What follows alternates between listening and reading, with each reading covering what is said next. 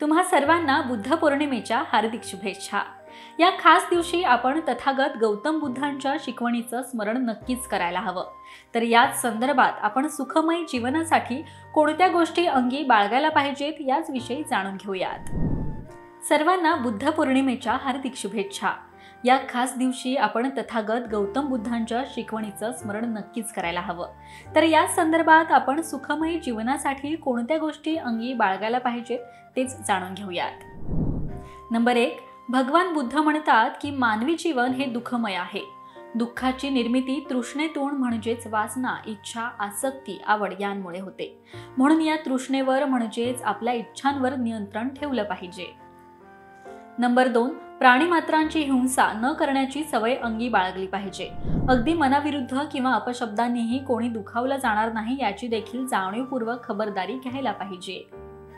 Number 3, चोरी न करणे, एखाद्याच्या मालकीची वस्तू त्यानं दिल्याशिवाय घेणे, बळकावणे, डोळा ठेवणं आणि त्यावर अंमल करणं ही चोरी असून तिच्यापासून कटाक्षानं दूर राहिलं पाहिजे।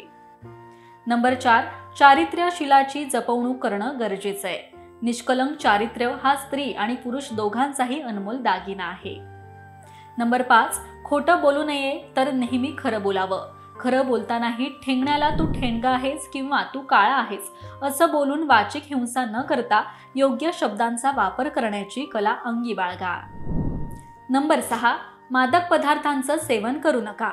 उत्तेजित करणाऱ्या गोष्टी घेतल्यानं शारीरिक, मानसिक आणि सामाजिक हानी होत असेल तर नशिल्या किंवा वाईट गणल्या गेलेल्या गोष्टींना थारा देऊ नका। नंबर 7, नेहमी शांततेचा मार्ग अवलंबला पाहिजे। द्वेषानं द्वेषाला उत्तर देऊ नका, सामंजस्यपणे गोष्टी हाताळा। नंबर 8, सर्वांशी मैत्रीपूर्ण वागायला हवं।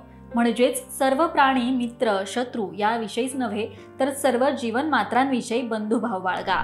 नंबर 9, मानवासोबतच सर्व प्राणीमात्रांवर सुद्धा प्रेम करा आणि दया करा। तर या तथागत गौतम बुद्धांच्या शिकवणीचा जीवनात अंगीकार केला तर मनुष्य जिवंत असेपर्यंत नक्कीच दुःखमुक्त होऊन आदर्श जीवन जगू शकतो। त्याचबरोबर हा व्हिडिओ तुम्हाला कसा वाटला हे कमेंट करून नक्कीच सांगा। पाहत रहा महाराष्ट्र टाइम्स। धन्यवाद।